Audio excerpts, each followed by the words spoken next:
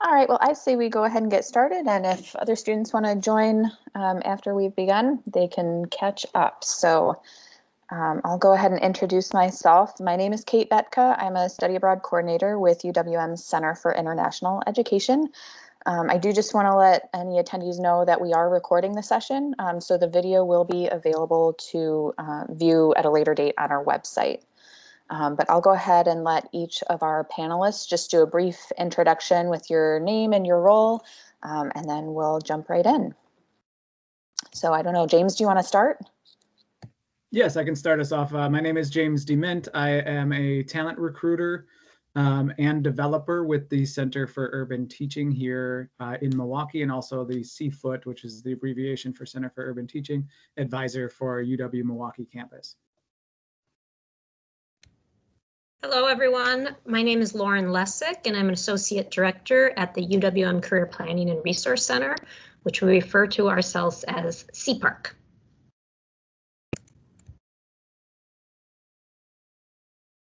And Violetta, you want to say hi? Hi, my name is Violetta, and I am a recent graduate. My major was Global Studies with a minor in Mandarin Chinese. And Jasmine?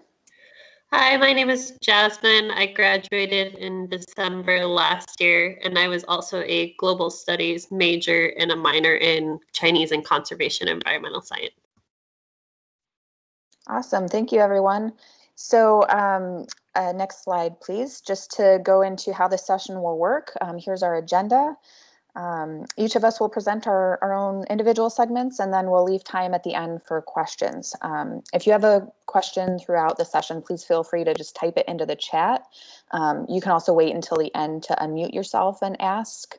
But during the session, please keep yourselves muted just to avoid any audio conflicts. And then at the end, when we open it up for questions, you can unmute yourself then. But thank you so much for joining us today. So why are we doing this session to begin with?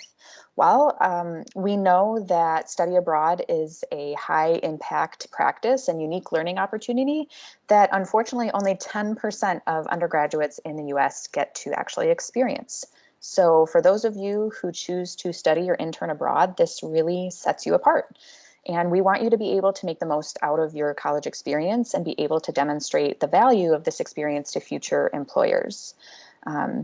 You can be strategic in choosing a program that's going to really maximize the skill building and also relate to your future career. So this is going to allow you to demonstrate to employers that your experience was intentional and resulted in the specific outcomes and skill development that they're actually looking for. So next slide, please. So what are the benefits of study abroad? Well, there's really three main benefit categories, if you will. So personal benefits, professional benefits, and academic benefits. Today's session will focus on the professional benefits, but just to highlight a few of the personal benefits, study abroad is a huge opportunity for personal growth and getting outside of your comfort zone and pushing your boundaries and building confidence and independence. You're gaining life experience, you're learning what it means to be a global citizen, and you're getting that cross-cultural experience, which is vital to learning and engaging with and understanding the world around you. Some of the academic benefits include gaining a global perspective and looking at your studies from a different point of view. You're gaining an international understanding in your field, you're getting exposure to new and different career paths and grad school paths, while also earning credit towards your degree. And then the professional benefits include, of course, skill development, which allows you to stand out among your peers, and you're getting hands-on experience and the ability to excel in global markets. So next slide, please. Now, in October of 2017, the Institute for International Education, which is an internationally recognized organization, they published a study from their Center for Academic Mobility Research and Impact, and the study is called Gaining an Employment Edge, the Impact of Study Abroad on 21st Century Skills and Career Prospects in the United States. And I'm going to dive into the study's findings. Because it really supports a lot of the professional benefits of study abroad. So the first broad finding of the study was that study abroad has an overall positive impact on the development of a wide range of 21st century job skills. So a number of skills gained that this study explored and found were intercultural skills, curiosity, flexibility and adaptability, confidence, self-awareness, communication and interpersonal skills, problem-solving skills, tolerance for ambiguity, course or major related knowledge, teamwork, leadership, and work ethic. The study also found that study abroad expands career possibilities. So how does it do that? Well, through skill development and shifting attitudes. So when you study abroad, your worldview changes, your perspective and life goals change. And this change in attitude can really open up career pathways and opportunities that you either didn't know about before or had just not considered before. The study also found that study abroad helps students feel more ambitious and less tentative in their careers, and that it opens up these unanticipated career pathways. The study found that skills gained through study abroad have a long-term impact on career progression and promotion. And this is particularly true when students have career prospects in mind when choosing a study abroad program. So when they're intentional about the program that they choose, that can help them better articulate their skill development to future employers. Skills gained through study abroad also prove to be relevant and useful throughout your career. So particularly when it comes to being promoted to management level positions, skills such as communication, interpersonal skills, and just the ability to understand and work with difference. These are often key criteria for promotion to these types of positions. It also found that STEM majors highly value gains made in skills outside of their majors during study abroad. So STEM majors described academic programs at home being a little bit more insular, and they viewed study abroad as an opportunity to gain those soft skills that others in their field lack. So this can really set you apart from your STEM peers because in addition to those hard skills that you gain from your STEM major, you also have those soft skills that are really important for your STEM career. Next slide, please. So the study found that longer periods of study abroad, such as semester and academic year, they have a higher impact on subsequent job offers and the development of most skills. However, short-term programs are most effective at developing teamwork skills specifically. So if you're looking at a career that requires really strong teamwork skills, a short-term program would be a great way to develop those skills. And that's because these programs tend to be a little bit more structured and team-oriented than longer-term programs where students might pursue more independent type experiences. And the study found that choosing a less familiar destination was positively associated with skill development and sense of career impact. So less familiar meaning a country or region you had not previously visited, or a location you view as maybe a little bit less traveled or culturally similar to the United States. So students who studied in less familiar destinations were more likely to describe a clear impact on skill development and career impact. Now, that's not to say that choosing a familiar destination won't offer skill development. It's just more strongly correlated with students who choose a less familiar destination. And lastly, the study found that student intentionality and highly structured programs contribute to skill development. So having a career prospects in mind prior to choosing your study abroad program can have an overall positive impact on your ability to articulate your skill development and the impact it has on your career.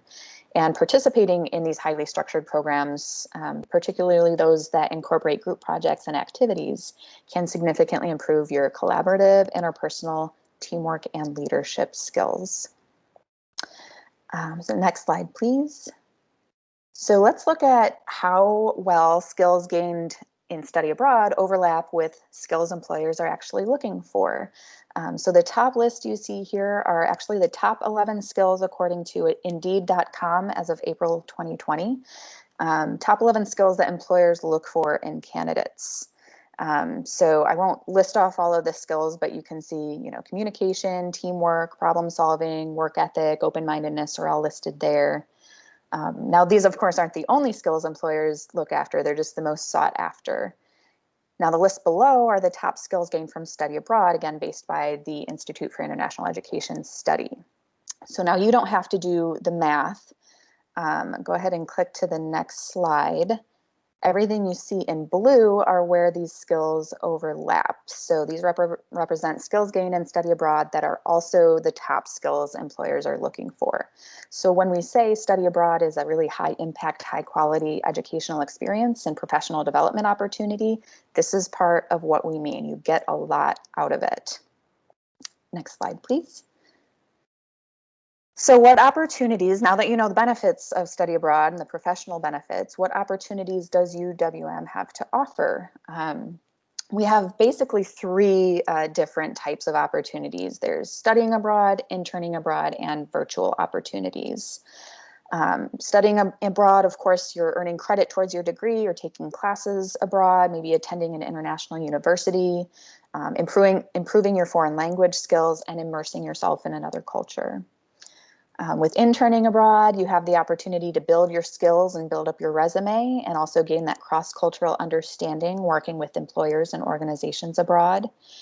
And then virtual experiences are experiences, they're flexible and accessible study and intern options for building your international network, gaining hands-on internship experience, and getting a taste of travel before committing to a longer international experience. Now, there are several different program types and options. I'm not going to go into detail about all of them here, but if you want to check out, we have a YouTube video with our Study Abroad 101 information session that goes into detail about the different types of program options. And I'll leave that link to the YouTube video in the chat at the end of this session, so you can check that out on our website too. Next slide, please. So when you're thinking about what type of program is going to be right for you, we recommend thinking about one or two goals that you have in those three different categories I mentioned at the beginning. So personal goals, academic goals, and professional goals. And this can help you choose a program that's going to align with those goals. So maybe one of your personal goals is that you've always wanted to travel to a specific country. For me, I've known since 8th grade that I wanted to travel to and study in Germany. My dad lived there when he was younger. I had German ancestry. I knew that's where I wanted to go. That's where I was going to study abroad. Maybe one of your goals is that you want to step outside of your comfort zone to gain more confidence and independence. So if this is one of your goals, you might want to consider a non-traditional program location or a type of program that's going to give you a more independent experience. So we do have programs that are more, you go on a small group, maybe 10 to 15 students, and it's led by a UWM faculty member. But we have much more independent study abroad opportunities that you can attend to if you're looking to improve your confidence and independence. Next slide, please. If you think about what your academic goals might be, it might be that you want to graduate in 4 years. So for anyone studying abroad, we strongly encourage them to sit down with your academic advisor and go over your degree plan and choose a program that's going to offer courses that can help you meet your degree requirements. If one of your goals is that you want to become fluent in another language, then you're going to want to consider a program that offers intensive language courses and is held in the country that speaks the language that you want to learn. So for example, I wanted to improve my German language skills, so I studied abroad in Germany. I selected a program that offered intensive language courses throughout the time I was there. And I also opted to live with German roommates. So I kind of had the trifecta of language immersion in that program. Next slide, please. And then, of course, think about your professional goals. Maybe one of your professional goals is that you want to expand your professional network. So you might want to consider a program that offers internship opportunities or group-based projects or connections with local organizations. Maybe you want to gain skills specifically in marketing and cross-cultural communication. And this is where you can look at, does the program you're looking at offer courses in marketing? You can also look at and consider housing options. So sometimes on some programs, students are staying with students from the United States. On other programs, you have the option to stay with a homestay family or with other international and local students. And so if one of your professional goals is to really develop those cross-cultural communication skills, you might want to choose a program that's going to give you those cross-cultural experiences where you're going to have to communicate. Next slide, please. So now that you've heard what many of the professional benefits are of study abroad, I want you to hear it from the source. So we've invited a local Milwaukee employer with us today to give us the employer perspective. What does study abroad mean to employers? So at this point, James, I'll have you take it away. Yeah, thank you so much, Kate, for having me with you. You can go down to the next slide. Thank you. My name is James. I'm going to tell you a little bit about the business I work for, and then I'll go into what exactly I look for in the people that I recruit and hire on a daily basis. So we are the Center for Urban Teaching. We work to identify, prepare, and support high-performing urban teachers, leaders, and schools. Next slide. My role is a CFOOT campus advisor. I work with a number of universities, not just UW-Milwaukee, and then some of my cohorts as well represent about 20 universities throughout the Milwaukee area. Next slide. And so our role really is just to highlight what is happening here in the Milwaukee area. There's a educational crisis here in our city, and we really work to combat this particular statistic, is that due to a shortage of highly qualified and committed teachers, students in Wisconsin are only about 40% proficient in reading and math, and some numbers down below, Milwaukee and Racine in particular, are well below that average, lower or within like 20 to 30% proficiency range. Next slide. And so our process as an organization is we work to recruit people very early as seniors in high school, and prepare them by giving them early exposure and experience working with students in an urban environment, giving you real training, real experience, actually teaching before you graduate from college. And then we work to support our teachers afterwards by giving them continued coaching so that our teachers are supported not only in the training process, but afterwards getting their feet grounded so that they have a really strong start to their career. Next step, or next slide. 100% of our teachers, when surveyed, report an increase in confidence, competence, and character when going through our program. Next step, or next slide. And 88% of our alumni continue to serve in urban schools for 4 or more years. And this is just a really cool thing that we get to be a part of, is that the national average is only about 2.5 years.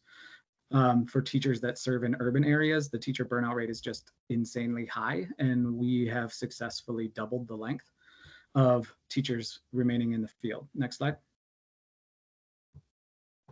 And then 100% of our schools, partner schools, beat city and statewide averages on Wisconsin report cards in the categories of student growth, closing the achievement gap, and overall accountability. Next slide. And so what I do typically is I'm on a number of different campuses, going out there, meeting college students, a lot of which have I guess little knowledge or self-awareness of where they're really heading. Some of them are undecided and still haven't really picked a major and don't know where their career goals are taking them. And then some have picked a career, and what I really like was mentioned in the slide previously about doing international opportunities, is that it really does broaden your field of knowledge on what is really applicable out there. Most of even probably the careers that I'm going to graduate from or retire from have not even been created yet. So just thinking about that, there is a lot of fields out there, a lot of experiences out there that we are not even aware of that happen. And so what I do is spend a lot of time working with the professional and personal growth of college students, getting them prepared specifically for the field of education here in the Milwaukee area. But next slide. And so what I really look for, and what I really like this particular focus, is when I look over a lot of resumes. You guys are probably familiar with Joint Handshake, and Indeed. When those statistics of what employers are looking for, those blue categories that appeared earlier, those are right on the mark for what employers are really looking for in people that are applying for jobs. And so when I'm meeting people, whether or not they have a full grasp of who they are as a person yet or where they're really headed in life, the biggest things that I tend to gravitate towards in people that are going to be going through our particular program, one is their mindset. Are they, and that falls into a number of different categories, but communication, I totally misspelled that and I'm going to own that typo on the slide, but communication is one piece. Some people fall into the category of just ghosting people. And if they're the people that are more willing to say, hey, I'm really struggling with this thing, and communicating their struggles or their strengths, those are the people that tend to go further in our program. We really look for that joy factor. Can you find joy in any situation that you're going through? And I know when you were going on study abroad opportunities and things of that nature, sometimes the situations that we're in are not always pleasant or feel good. There's something you have to work through. There's something you have to struggle through. But can you find joy in the struggle? Can you still be a source of joy in the struggle? And then also mindset falls into our mission alignment. We are very relational. We tend to be highly forgiving but still push our people to really high expectations. Are you falling into, do you match the mindset of the organization that you're trying to get hired by? And another area is coachability. We do not have all the answers. And if you come in pretending to have all the answers, you're going to struggle more than others. And having an opportunity to take internships inside or outside of the country, especially meeting people from different backgrounds and different cultures, really opens your mindset to say, hey, I don't have all the answers. Can you help me through this? And then within that coachability is just knowing who to reach out to, who are your people that can teach you what. And when you don't feel like you have all the answers, it really does help you to kind of identify those people that are going to be your mentors along the way. And the last thing that we really look for, especially when we see international studies or international opportunities, people who've done things in other countries or other opportunities serving other people, is just that sense of purpose that's much greater than yourself. And that's going to be a really strong strength to help you fit into any team. And just I jotted down some notes as we were going over the slides previously, and one of them is like intercultural skills is super huge. The United States, especially, people are highly isolated, especially if you're from the Milwaukee area. One of the statistics that we have here is we're one of the most segregated cities in the country. So self-isolating, having people that only talk to and only interact with people that are of the same cultural background or same class or whatever social status that you are labeling yourself with. We do this a lot in America. And so getting yourself out there and seeing things from a different perspective is really huge. And it really shows me as a recruiter that you're really willing to get uncomfortable. You're willing to say, you know what, I don't have the answer. And I don't know even where to necessarily find it, but I'm going to jump in and put both my feet forward and give it my best shot. And I'm going to be relational and figure out like what I need to do and build the relationships with the right people in order to find the answers that I need to be of best service to the situation that I'm currently in. And then another one, just another hard hit on those soft skills. Do you communicate? Do you talk? Do you follow through with deadlines? And do you ask for help when you need it? Confidence can be a negative in some states or in some cases. So like when I'm working with people, if you seem like you have all the answers and you have everything figured out, chances are you're going to be harder to work with, and that's just a telltale sign. So having those skills to be able to communicate with people that you're uncomfortable with, be able to express when you might not be able to do something or when you have questions about something, is a really strong skill to develop, especially when a lot of the world around us, I guess, tells us that you have to have everything figured out. And the cool thing is you don't have to have answers for everything. And you just have to be comfortable asking the questions in the right way. And I guess that's the end of my presentation or my part here, and would love to, we can go on to the next slide or open up for questions. Thank you, James. I think we'll go on to the student alumni panel so you can hear from your peers about their experiences, and then we'll leave questions to the end. I even jotted down a few questions I have for you to ask at the end myself. So Violetta and Jasmine, if you wouldn't mind taking yourselves off mute and just starting off with your, again, your name and major, and then also just share with us where you studied or interned abroad and for how long. And then I'll go ahead and just ask you some questions that either one or both of you can answer to move the conversation along. So Violetta, do you want to go ahead and start us off? Sure. So again, my name is Violetta Ramirez. I studied global studies, but my track focus was security. And then my minor was Mandarin Chinese, and I also completed the Peace Studies and Conflict Resolution undergrad certificate.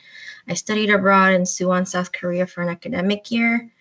And before that, I was a community college student, so I also studied abroad in Japan for a short term. So when in regards to, oh no, sorry, I'll let Jasmine introduce herself too. Okay. My name is Jasmine Vigas. I graduated in December, and I was a global studies student with a track in sustainability, and then I also minored in conservation environmental science and Mandarin Chinese. And I did a semester in Hong Kong, and I also did an internship abroad in Guatemala for 2 weeks. Great, thank you. So my first question to the both of you is, why did you choose to study abroad? I studied abroad simply because in terms of my first time with community college was because I just wanted to celebrate my first year being completed. I am the first in my family to have graduated high school. And then so finishing off my first year was a very big deal for me. So simply just to celebrate my first year. And then the reason I went for the academic year through UWM was because from seeing that little baby step that I did and how involved I was getting on campus with the international student community, and then hearing their experience from being abroad here in the US, then I thought, oh, I think an academic year would fit best for me since a lot of the students that I met were in the US for a semester. And then towards the end of their program here, they ended up regretting staying for that long and they wanted to stay longer. So then that's why that influenced me about maybe I should do an academic year instead of a semester. Yeah, and I chose to do my internship just to get a different perspective. I've been working in Milwaukee related to water, stormwater management, and also making sure the lakes and rivers are clean. And I heard of Engineers Without Borders at UWM, and they go to Guatemala every year to help build a large catchment tank so people can have access to water in their home. So it was just interesting to see the other side of water where people don't actually have necessarily access, and just being able to go there and be a part of it. Great, thank you both. So how did study abroad play a role, or interning abroad play a role in your career interests? I essentially didn't know that's what I wanted in terms of my education. That's why I ended up going to community college first. But after going abroad to Japan for 3 weeks, it was a faculty-led program. It really started sparking my interest of well, what could I do in relation to like travel and international something? So I was researching a lot of programs and majors, careers, and nothing really caught my attention until I was hired at my community college's international office. And then from there, just observing them, that influenced me of, oh, maybe I want to do something with immigration work or international higher education. So when it came time to completing my 2-year degree and transferring over to a 4-year school, that really helped me look into what programs were available. So UWM actually had international studies and global studies. So when I was looking into other universities, to me, both of those were the same thing. So I was looking for either one for programs, but UWM actually had both. And that kind of started sparking my interest, like what's the difference? So when they explained to me that global studies required studying abroad, internship, and language requirement for your 4 years, that's why I was like, oh, okay, this is what I want to do. So then from then on, just having the global perspective in the classroom as well, being with other students that have studied abroad, that led me to wanting, again, go abroad for a longer period. And then that also has influenced me into wanting to seek out other international opportunities. So even now, I'm actually applying to go to grad school in China for an intensive 1-year program. And from there, I'm also looking like what other opportunities are there abroad. And now because of COVID, that influenced me of looking into remote jobs that are still related with the global perspective. So even though I'm here, looking for jobs that may be located abroad.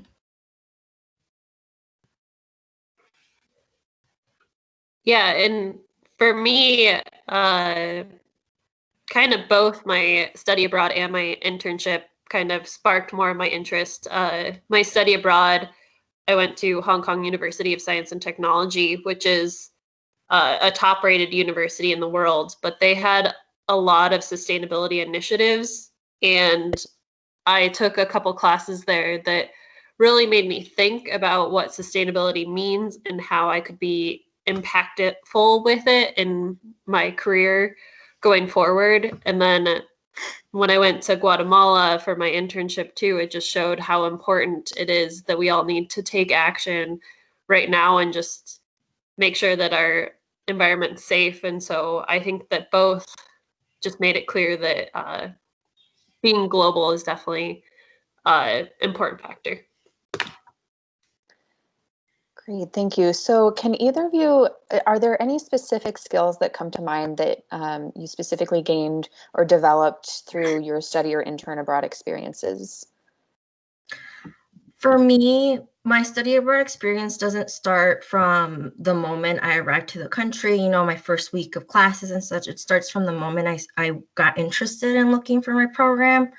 So that's where I see everything, where I saw my development of my time management, planning and coordinating, especially when it came to the process of when should I go to the embassy, when should I apply for a passport and such.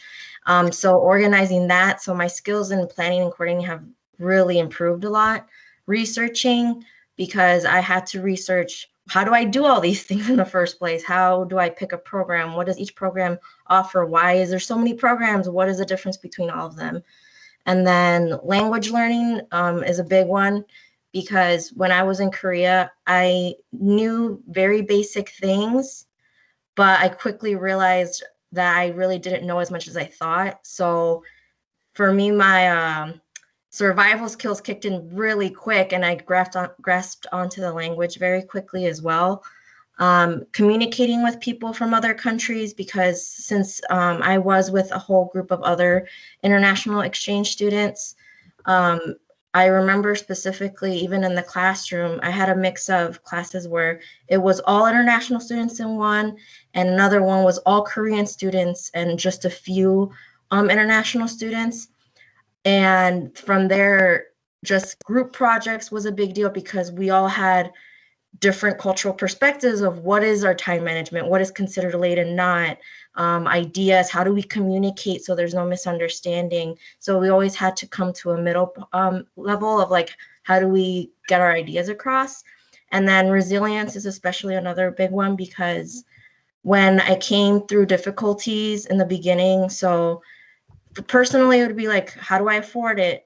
How much do I actually want it for me to figure out how to pay for this?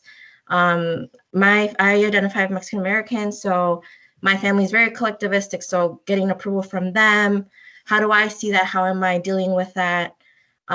Even when I was abroad, I had an emergency. So how do I react to an emergency situation when I am in a foreign country? How do I seek out help, and what are my resources?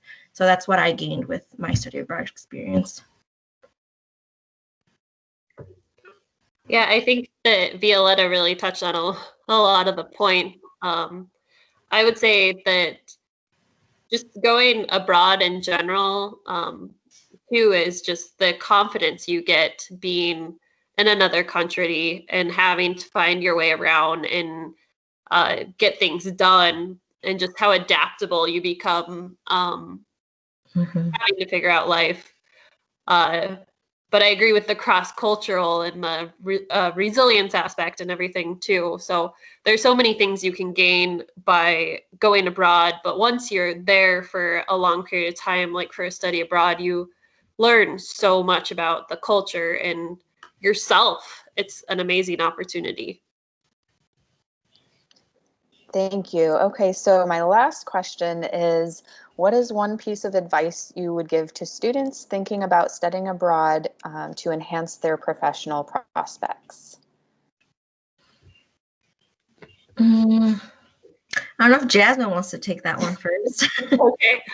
I guess I would say just go for it. A lot of people tend to go to countries that speak English because they do. But if there's a country you want to go there, try. Like, you'd be amazed how fast you can learn when you're in the environment. But the biggest thing too is connections. If you're trying to make this into a career thing, meet as many people as you can. You have no idea what it'll bring for you. I went to China before, and I took Chinese language there, and I get constantly offered jobs to be a teacher in China. And so it's just, you never know what's going to happen unless you actually get out there and try. I agree, just do it, especially because you never know. And she brings up a good point, like the people you meet, you never even know where that will lead you to.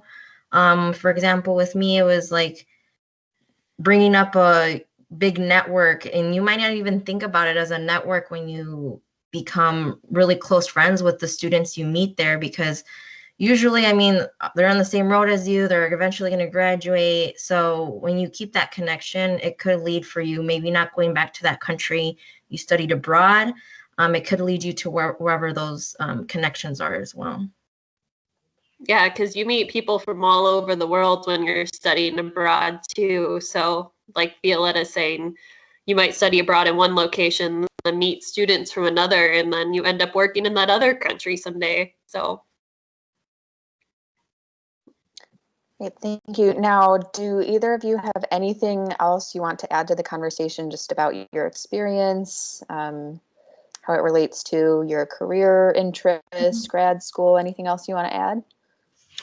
I think in regards to choosing a program, I think that's what becomes overwhelming for students. I mean, besides the whole beginning process of where do I start and such, if you don't know where you want to go, specifically when in regards to school, I mean, as long as you know what country you want to go to, then start researching through UWM that has programs in that country now.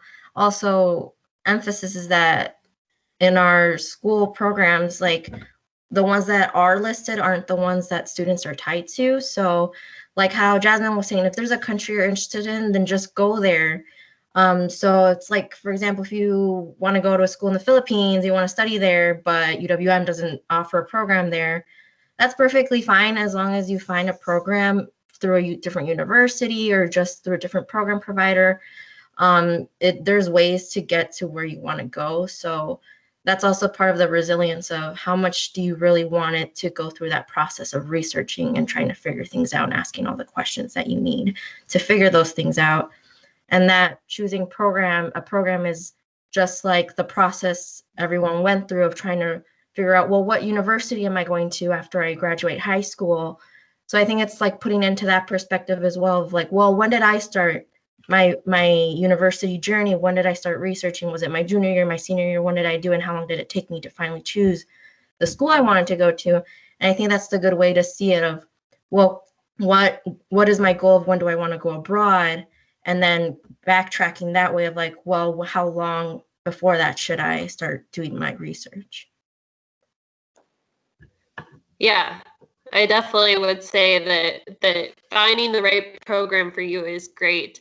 And if you're looking especially for the career in the future, look into if it's possible to volunteer on campus or with an organization in the country that you're trying to go to, just because that's a stepping stone into a future career. You never know, if you volunteer somewhere, they might offer you a job after you're done with the university. And you might gain skills that you could use with another employer too. So yeah, get out there and try and experience as much as you can when you're there.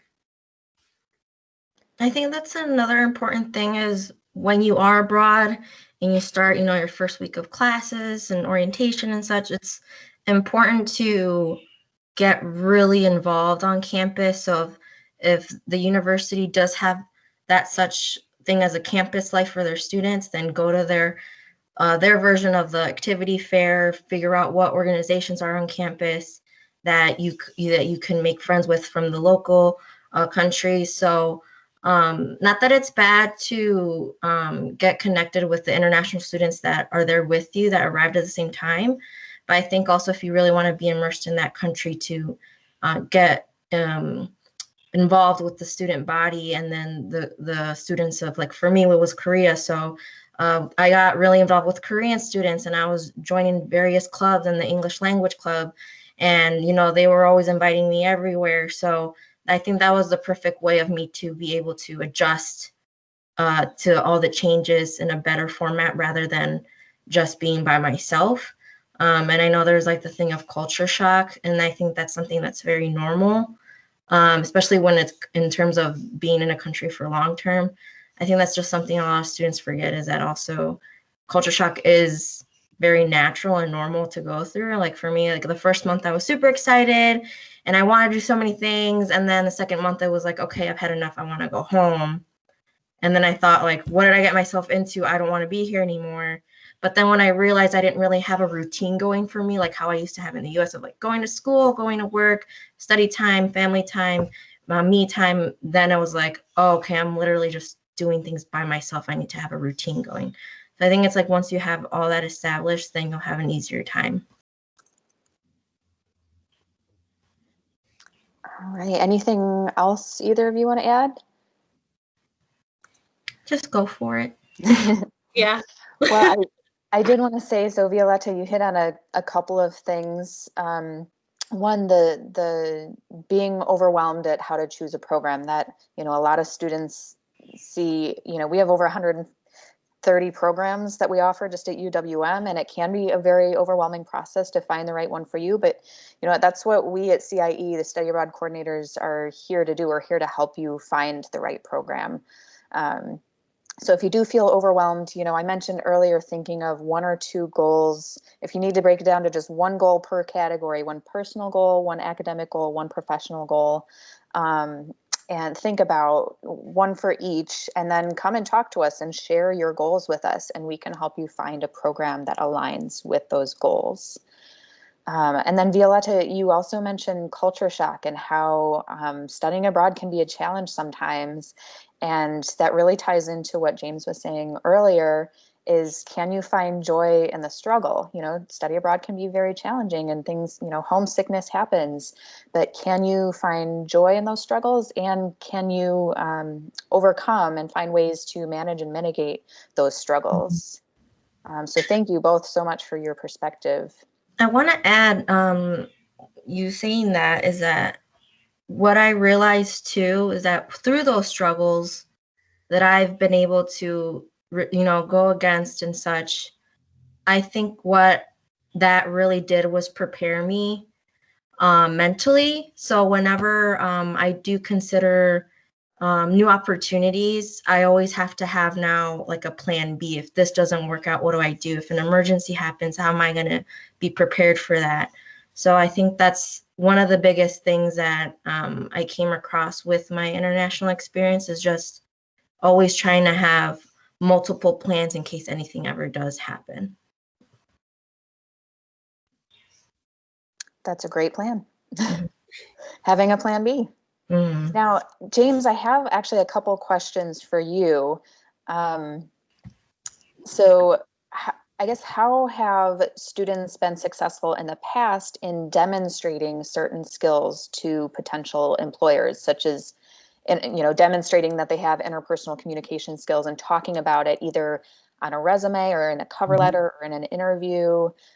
Yeah. What have you seen? What do you like to see as an employer?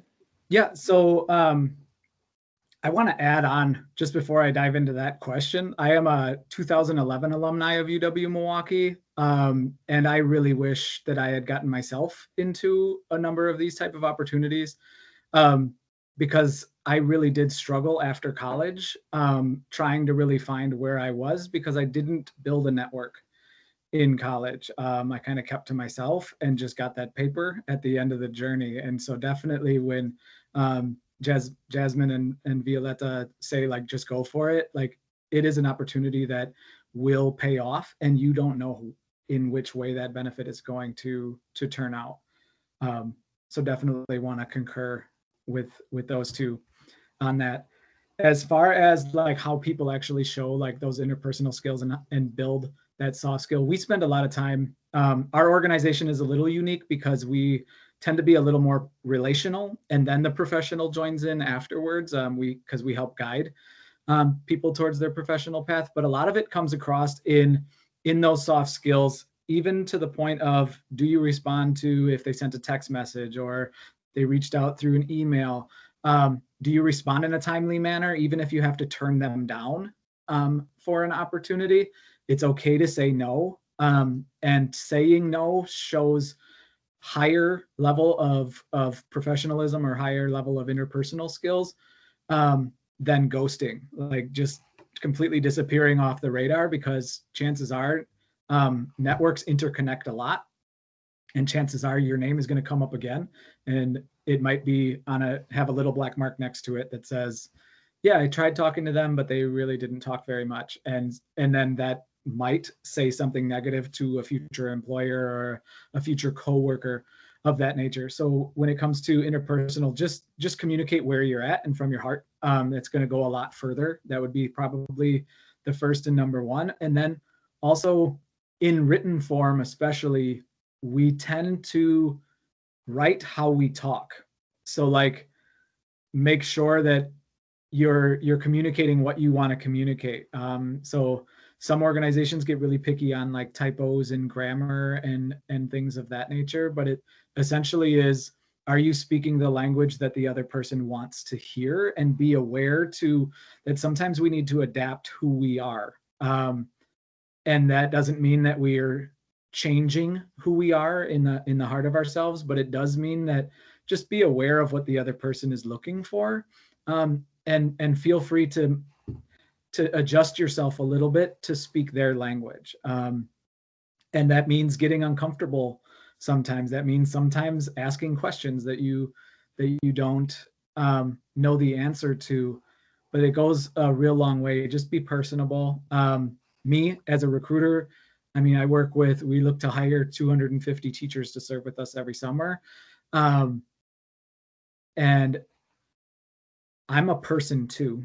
And like, I work with principals and campus presidents and all sorts of stuff. And when in this work, we're all just people.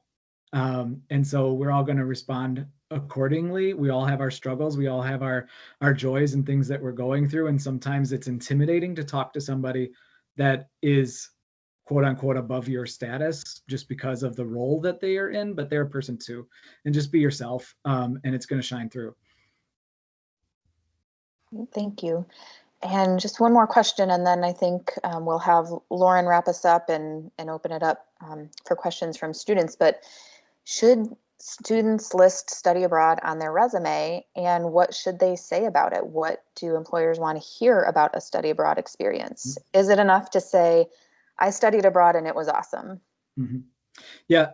So from when I see that on their resume, one thing that, as I mentioned in my slides, it really does show a sense of you're willing to get yourself uncomfortable and push yourself past whatever you find joy in or you find satisfaction in. And definitely when writing down your skill sets for what you learned, keep the what you found joyful out of it, or that the fact that you found it was fun. Keep that to the personal conversation that you have with the person that's employing you or interviewing you. I would definitely list what are those soft or strong skills that you gained through the experience. Did you learn how did you learn how to communicate in or with a team? Did you learn how to problem solve?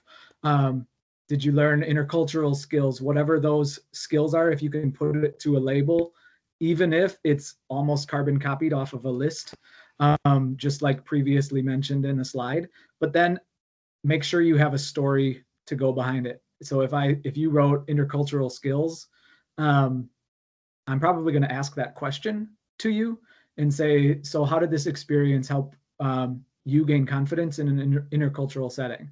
And just make sure that you have a story to support that finding or to support that piece, but then just be yourself and say, hey, this was a really fun experience. I gained interpersonal skills by having to engage with people that are from a culture that is vastly different than my own.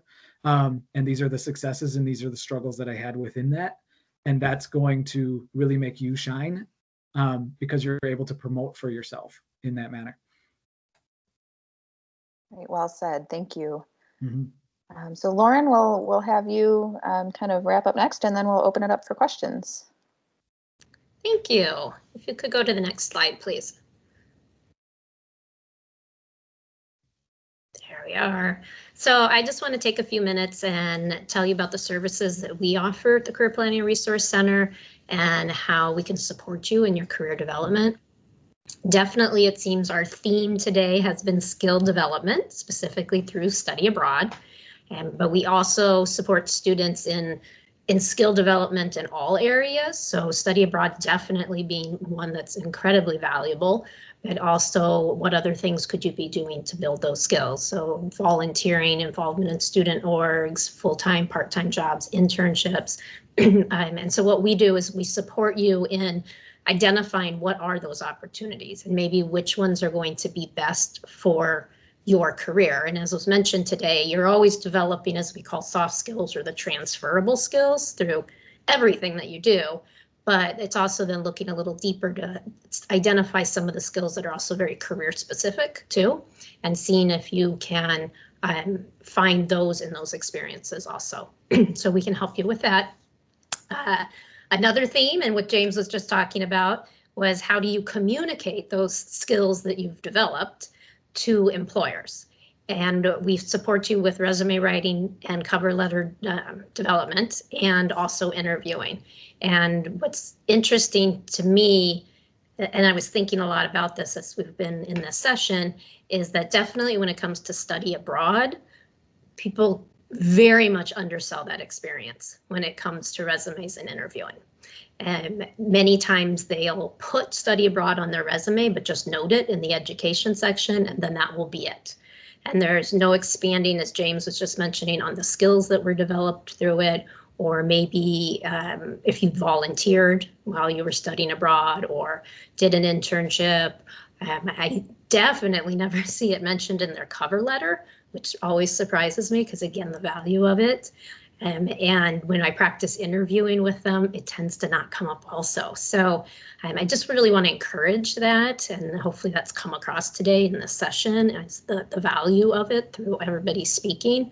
And it's finding how to do that on the resume. So like we said, James said, you know, you could start expanding on certain skills. You could talk about even on a resume, if you lived with a host family, what skills were developed being in that type of an experience. Right? So we can help you figure that out and how to find the right wording to do that within your paper documents or online documents, and then also through your interviewing, how to talk about those experiences in a way that, as James said, speaks the language of your audience. And I appreciate James said that, because that is actually something I say all the time. That's one of my go-tos, speak the language of your audience. We have examples of resumes and cover letters on our website. You also can meet with one of our career advisors multiple times if you'd like to get help with the resume development and cover letters. And with interviewing, same thing, we will help you one-on-one, but we also have a resource that's called Big Interview. And so if you just Google UWM Big Interview, it will come up. And we have a license that makes it free for UWM students. And it is an incredible tool. I can't speak more about it as far as how helpful it is and how valuable it is. It is filled with different modules and videos and things that will help you with interviewing. But what it has in it that is so cool is that it has a mock interviewing component where you will have a pre-recorded person pop up on your screen, ask you questions, you're going to answer, you're going to audio and video record yourself. And then there's an artificial intelligence piece to it that will evaluate that interview and evaluate your answers. And it has things like even how much eye contact you made. It has what's called an counter. So how many times you said as you were speaking. So it's really valuable. So I'd highly recommend that people use that. And though it's for students, we can get our alumni in it. So talking to our alumni panel today, we do serve students and alumni. So please reach out if you'd like some support. And we also have many job fairs that we're offering that are hosted through our office and through different UWM schools and colleges. So what you want to do is go to Handshake, and you'll find that on our website, or again, Google UWM Handshake, and you'll be able to see all the upcoming fairs and be able to see the employers that will be attending those fairs. And then overall, we help people with career decision-making and career planning, right? So anything career related, we're here. But if you're also somebody who's looking at choosing majors, I'm not sure, or I had a major, I'm a little uncertain now, or I have this major, but I don't know what I want to do with it. I don't know how I want to connect it to career paths. That's something that we can also support you with. As far as meeting with anyone in our office, as I've mentioned numerous times, if you go to our homepage, you'll see the big blue button, which you see on the slide, that says request a career advising appointment. And if you complete that form, somebody will reach out to you within 24 hours and schedule, excuse me, a phone or video appointment with you. Our office right now is open Monday, Tuesdays, and Thursdays from 10 to 2. So if you're around on campus and you want to stop in and you have some quick questions, you can do that, or you can also send an email to careerplan@UWM. So thank you for including me today. This was great. I appreciate it. And then the next slide, I think where we're wrapping up and seeing if we have any more questions. Yeah, if there are any questions, feel free to either type them in a chat or unmute yourself and ask. Otherwise, we will have this video posted on our website. And I did just want to point out for those who will be watching this recording later, the study abroad information session that we have available is on our YouTube channel. So if you search on YouTube for the UWM Study Abroad channel, you can find that information session video there. So thank you again to our panelists, Jasmine and Violetta, James and Lauren. Thank you so much for joining us today. We really appreciate you being here and for sharing your perspective. All right, thanks a lot. We'll call it. Thank you. Thank you. Thank you. Thank you for having us. Take care. Bye-bye. Bye.